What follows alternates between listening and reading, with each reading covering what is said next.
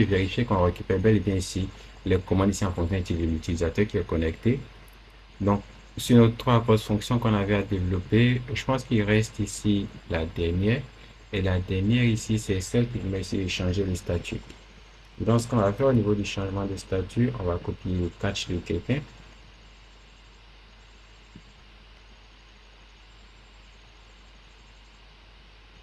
On va copier le catch de quelqu'un. Au niveau du changement de statut, on va faire encore ici un autre bloc ici de try et de catch comme on a l'habitude de le faire.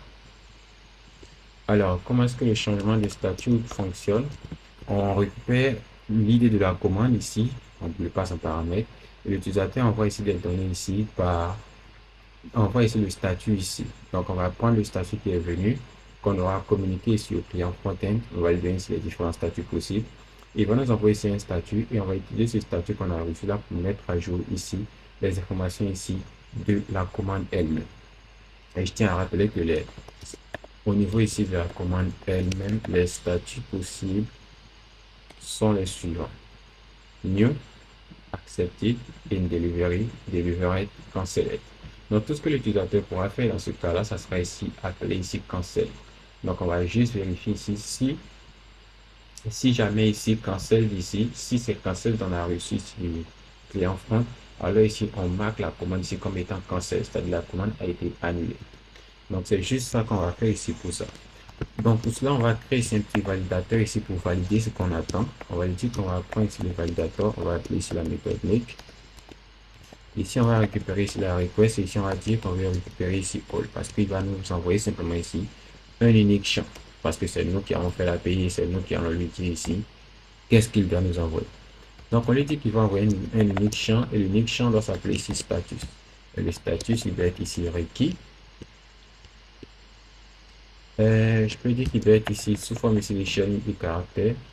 Et bref, bon, il ne veut pas, on va dire que le statut doit être ici requis et ici il doit être ici une chaîne de caractères.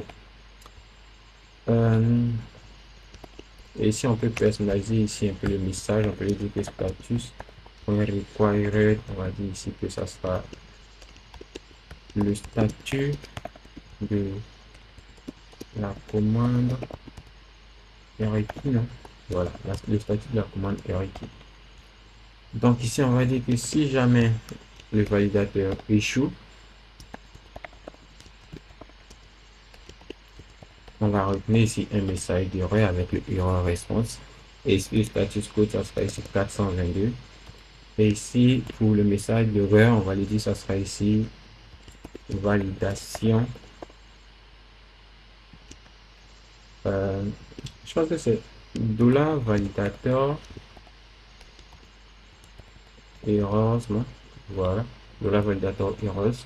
Donc ça va retenir ici toutes les différentes erreurs et le client front sera notifié ici de l'erreur qu'il doit corriger de son côté. Et si ça c'est fait, c'est-à-dire si on réussit à passer là, on va lui dire que on va récupérer ici le order parce qu'on le récupère directement à ce niveau-là. Donc on fait ici order et on va lui associer ici un nouveau status. Et ce nouveau status qu'on va lui associer, ce sera celui qui proviendra ici de $request ici, status. Donc on peut ici lui passer directement ici cancel, mais je veux qu'on passe ici le statut qui provient ici de la request. Ensuite ici le order, on va appeler la méthode update pour la mettre à jour. Et vu qu'on doit faire ici une opération ici avec ici la base de données, ce que je vais faire, c'est que je vais mettre tout ça ici dans une transaction. Je vais mettre ici db 2.2.begin transaction ici. Donc si ça échoue, je dois faire ici mon rollback. Rollback. Voilà. Et juste après ici la mise à jour, je dois faire ici mon db 2.2.commit.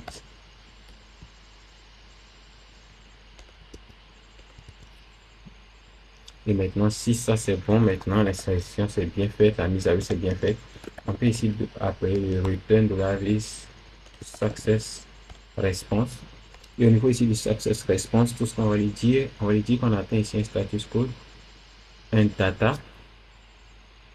Et ici, on va dire que data, ce qu'on va lui passer cette fois sera ici order. Et ici, on va lui dire que le order qu'on va lui passer, ça sera ici $order. Ensuite, ici, il atteint ici un status code, un message qui sera commande mise à jour. Ensuite, le status code ici, on peut le laisser parce qu'on va retenir ici un 200 puisque la commande a été mise à jour. D'accord? Donc, si on essaie ici de revoir, on n'a pas vraiment fait grand chose. On a juste ici fait ici une validation pour être sûr qu'on reçoit ici statut. On fait ici une petite vérification pour dire que le statut de la commande est requis. On retourne ici les erreurs, on met à jour ici le statut et dans le cas quand c'est bon, on retourne ici un message de succès. Dans le cas contraire, on retourne un message d'erreur. Ok, et pour pouvoir tester ça, il va falloir qu'on retourne au niveau de API.php. Et ici, on va créer ici une nouvelle route qu'on va appeler cette fois ici en route. Et ici, on peut lui dire que ce sera ici update slash. On peut dire update-status slash ici order. Tout simplement.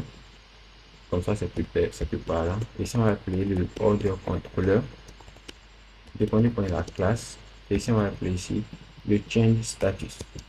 Donc, ça va permettre ici de changer ici le statut ici de cette commande. Donc, maintenant que tout ça c'est fait, on peut aller tester ça au niveau de Insomnia. On peut venir au niveau de Insomnia maintenant. On va créer ici un nouveau lien. Et on va dire que ça sera ici changer statut commande. Ok, donc dans changer statut commande, on va venir prendre ici tout ce qu'il y a à ce niveau-là. Donc ça sera le lien, c'est update status slash ici l'id. Et puisque c'est notre nouvelle camarade qui est connecté, on va venir prendre ici le id qui est 17. Changer statut, update statut slash 17. Et si on clique ici sur simple, on doit recevoir ici un message d'erreur pour nous dire que la méthode n'est pas autorisée. Et si on la met maintenant ici en put, donc on clique ici sur simple, on a ici token invalide parce qu'on n'a pas passé ici le token, l'utilisateur n'est pas connecté à ses yeux, donc on doit passer ici le token. On clique ici maintenant, on voit ici le statut de la commande est requis parce que l'utilisateur n'envoie pas ici le statut. Donc ce qu'on va faire, on va venir se mettre ici au format ici JSON. Et ici on va retenir ici le champ status. Et ici on va dire que le status ici c'est égal ici à cancel. Et ici on fait cancel, et on clique ici sur send. On a ici le statut ici de la commande qui a été mis à jour. Et on voit que le statut de cette commande là est passé ici à cancel. Et si on retourne au niveau de la liste de commandes de cette personne, le statut ici était admis. Si on rafraîchit, on voit que le statut ici est passé ici de new à cancel. Ce qui veut dire que l'utilisateur a bel et bien réussi ici à annuler ici sa commande. Donc voilà, je pense qu'on a fait ici le tour pour tout ce qui est nécessaire ici pour le back, et aussi les API, le niveau API. On peut ici créer un utilisateur, connecter un utilisateur, récupérer des catégories et enregistrer ici les commandes.